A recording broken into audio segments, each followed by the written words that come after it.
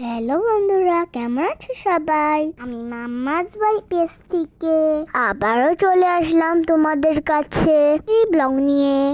এই ব্লগটি আমার কক্সবাজারের তৃতীয় দিনের বিকালে। খেয়ে দিয়ে একটু রেস্ট নিয়ে বিকালে বের হয়ে পড়লাম মেরিন ড্রাইভ রোডে। আজকের প্ল্যান হচ্ছে পাটুয়াটি ঘুরে পালঙ্কিতে ডিনার করব। রাস্তায় যাওয়ার পথে আমরা একটা বিচের ধারে নেমেছিলাম সূর্যাস্ত দেখার জন্য। এই সময় সাগর বেশ উত্তাল ছিল।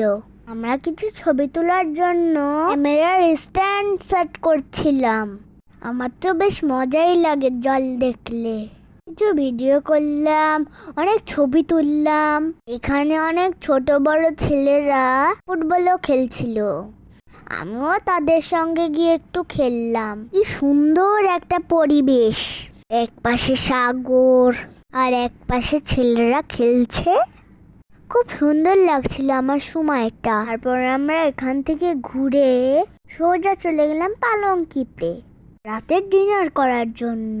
ফার্স্টে আমরা কিছু বারবিকিউ করার জন্য ফিশ অর্ডার করে দিলাম, কারণ এটা বারবিকিউ হতে অনেক টাইম লাগবে।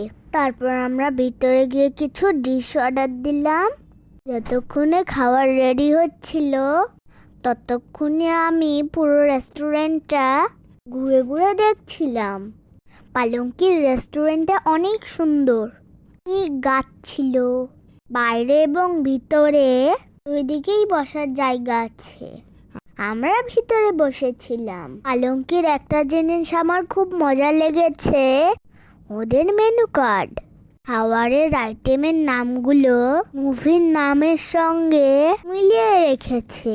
ভর্তা ভালোবাসা, সবজি সরগরম রেখেছো বাঙালি করে, গরম গরম জন্মতিকে জ্বলছি বলে তুলাহানিয়া এ যাইঙে। আরো কি যে কত ফানি ফানি নাম ছিল, আমি এত কিছু বলতে পারছিলাম না। আমরা অর্ডার করেছিলাম ভাত, ঘি ডাল, লইট্টা ফ্রাই, মাছ ভর্তা, রূপচাঁদা, কাঁকড়া ভুনা, কোরাল বারবিকিউ, পরোটা। লাস্টে ছিল মজাদার রাবড়ি জিলাপি ও ভেটকি পাথরে খেয়েছি। এইটা সবচেয়ে বেস্ট ছিল আমার কাছে। কোরাল মাছটাও খুব সুন্দর করে বারবিকিউ করা হয়েছিল।